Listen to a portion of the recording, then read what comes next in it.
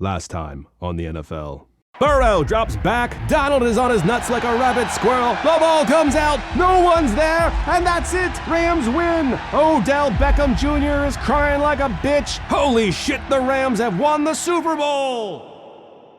Welcome to Shut Up Football, I'm Jeff Stoltzfus, that's Kevin, and this episode, we got a good one for you folks, football is back! We're talking about biblical-style floods at Soldier Field, Dak Prescott's hand, a lot of first-year head coaches pulled a win, and somebody got the dookie shoe.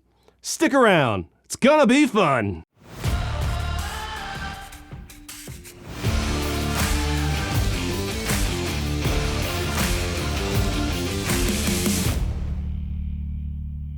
We'll break down the matchups in a sec, but first, it's barely news. Last weekend, former running backs Le'Veon Bell and Adrian Peterson squared off in a boxing match of some kind, because how else are you going to get CTE when you're not on an NFL roster? Bell won the fight with a TKO in the 5th round, and if you're wondering, neither man has officially retired from the NFL yet. But unofficially, it kind of feels like they just did. Frank Gore went into boxing too, didn't he? Is every running back a secret boxer? Well, RG3 raced a hawk. Yep. Robert Griffin III ran a 40-yard dash against a bird of prey for the Monday Night Football opener in Seattle, and I'm all about it. I'd like to see him face off against more animals, and not just races. Box a zebra, wrestle a sailfish, pander to my irrational whims. I am into some weird shit. Well, the Colts have waived kicker Rodrigo Blankenship. Sad, though it's hard to imagine he didn't see it coming. The Browns unveiled their new midfield logo, which is actually their old Brownie the Elf logo from 1946. An indignant-looking little imp with a football, and it appears they put zero effort into updating it. The Browns have been without a midfield logo since 2016, and without their dignity since the late 1980s. And that's barely news. And now, it's time to take a look back, all the way back to last week. It's time for the recap. The Rams took a moment to celebrate last year's Super Bowl win, but the euphoria didn't last long. Stephon Diggs took the wig off the defense and then danced what can only be described as the dookie shoe. Josh Allen is a bad man. Throwing touchdowns, running touchdowns. At one point, he stiff-armed a defender so hard, his soul left his body and went on a wondrous journey of self-discovery that featured many truths and self-revelations that left him a better husband to his wife, father to his kids, and an even more grateful man for the many splendorous beauties that life has to offer. That's just nice! After scoring a touchdown, receiver Isaiah McKenzie revealed the gender of his nephew. To be clear, it's an unborn baby. Otherwise, that's pretty weird. Stay tuned later in the season when he performs the bris against the Patriots. Not fair. Belichick gets to wear a hoodie. The protester broke onto the field, but was quickly tackled by, I want to say, Tag McGurkin? Fuck your cause! Tag's been drinking Gatorade, Bud Light, and huffing hyena pheromones out of an old Chick-fil-A bag just praying for a moment like this. All those years of slide tackling his mother have finally paid off. It was a lopsided affair that left a lot of questions, like where is Matthew Stafford's head? And what horrors has it seen? After the game, Sean McVay said they played like shit. Or something like that. He was probably more eloquent. The Jalen Hurts to A.J. Brown connection is real. Hurts found him early and often. On one play, Brown dragged the cornerback behind him like a pair of human truck nuts. Lions rookie Malcolm Rodriguez judo flipped a guy. Is that even legal? Penalty! Roughing my eyes. The Eagles' defense gave up more than they should have. Or maybe the Lions are actually better. They showed signs of improvement. Sure, there were some turds, but this smells like a whole different litter box this year. And lo, the Lord looked at the crossroads of the NFL's Week 1 schedule, Bears and Niners, and saw a great opportunity. To kill them all. Rain! Yes! Flood them! Flood them all! Players, reporters, flood the fans in a putrid trash soup of their own making. Look at that guy pushing water. Actually, that sounds gross. And then, when they try to soak it up with a towel just to make a field goal, penalize them. That's right, you can dry your tears after a low block nearly tears your ACL in preseason, but don't you dare use it to sip a single drop of cloud piss. That's unsportsmanlike. The Bears should have added a few drops of Ajax. Fans fucking love bubbles. The torrential downpour and a Week 1 win ought to be enough to wash the taste of Matt Nagy out of fans' mouths. If not, there's always lava. Joe Burrow confided something to Jamar Chase that was so dark, so tragically twisted, the world may never be the same. Unfortunately, we'll never find out what it was, as he was pinky promised to secrecy. TJ Watt played so hard he tore his pec. That's manly. I bet he grew a few extra hairs after that. God, I love field goal kickers. Such spunky little agents of chaos.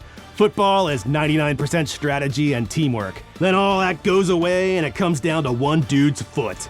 You know, if you think about it, kickers are actually reverse goalies. This game contained more feet than usual, and you know what that means. Dance party! This was Mike McDaniel's first game as a head coach, and it was against Bill Belichick, which seems kind of unfair. Luckily, the Dolphins have a defense, and they had an absolute day against Mac Jones, robbing his pockets down to the lint and ping-ponging his passes for interceptions.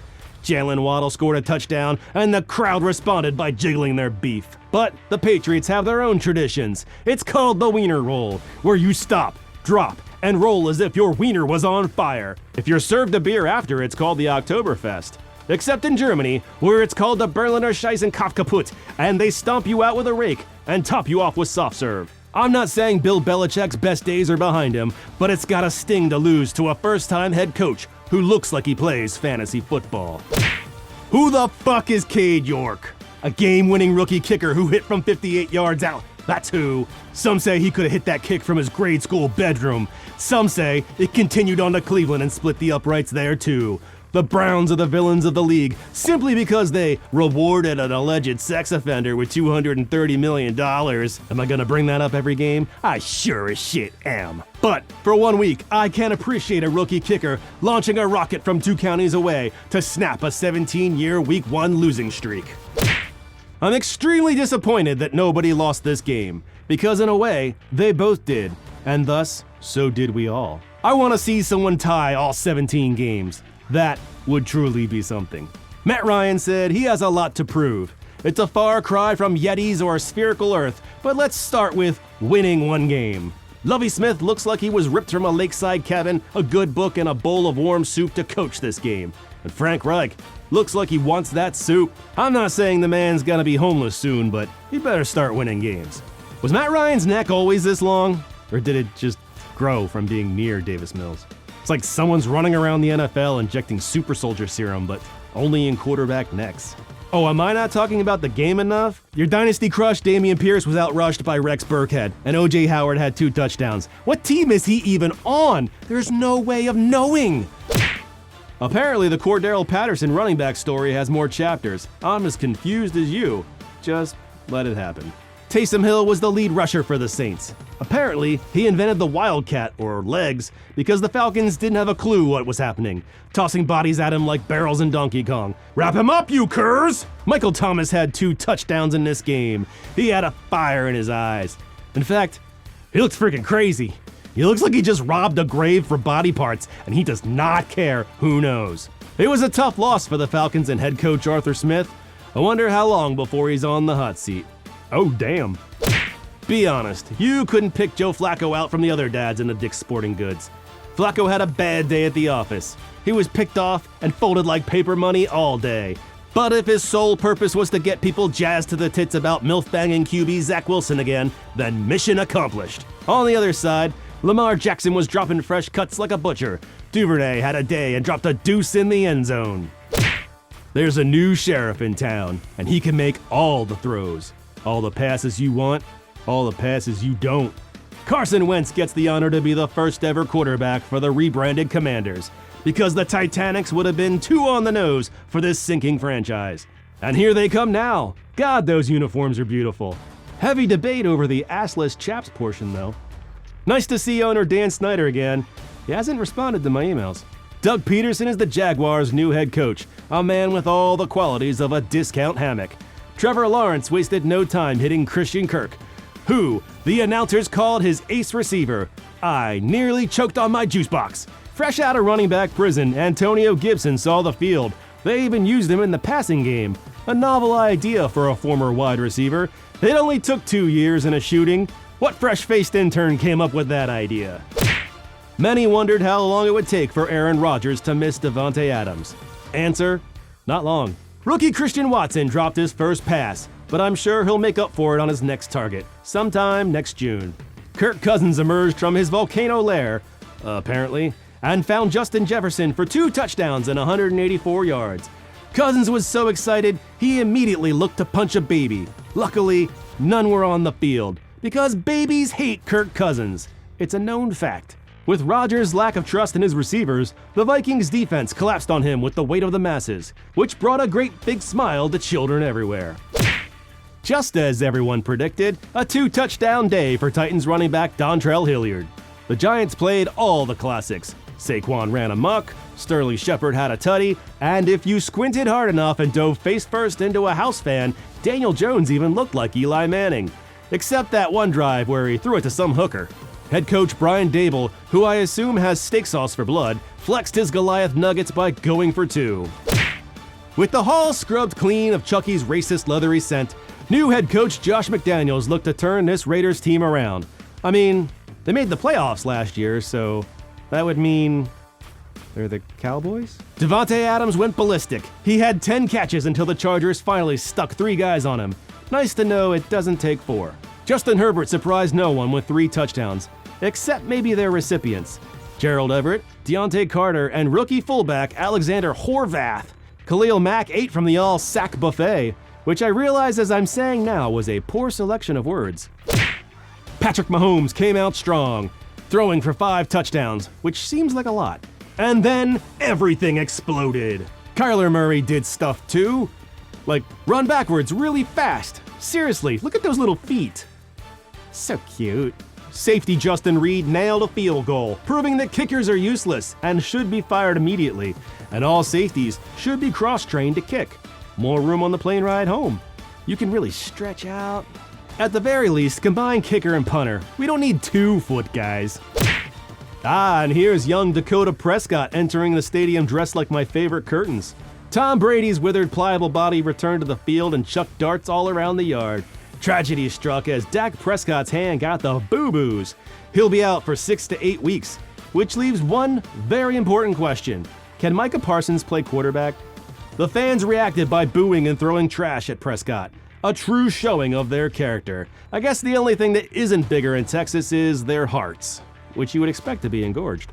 Mike McCarthy might want to invest in some cardboard boxes. Dak could be back by Thanksgiving, but McCarthy will be riding the rails to Hobo City by New Year's. Good thing Jerry bought that big-ass TV for AT&T Stadium. Plenty of seating for everyone to watch the playoffs. Looks like this year the D in Big D stands for disappointment. So much for the Broncos are only 1 player away. The Seahawks stuck to their tried and true formula of football so boring you thought you were reading a book. Geno Smith was efficient as guy who snaps ball and sometimes throws it. The Broncos beat the Seahawks in every single possible statistic, but still lost the game. Ha ha! Suck it, numbers! Seattle didn't even score in the second half. They basically just wasted time, or maybe it's an exercise in patience. There's probably a lesson in all this, but I don't know. All in all, it's a good win. One you can really wrap your hands around. And that's our show. Thanks for watching Shut Up Football. We'll catch you next time. Peace! Check the mic and make sure it sound right, boys.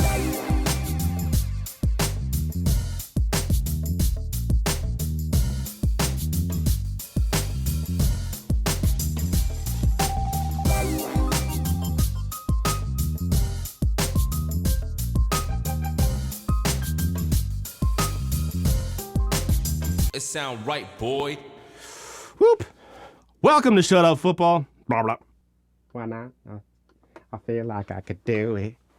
Oh, this is gonna be fun. Which you would expect to be engorged.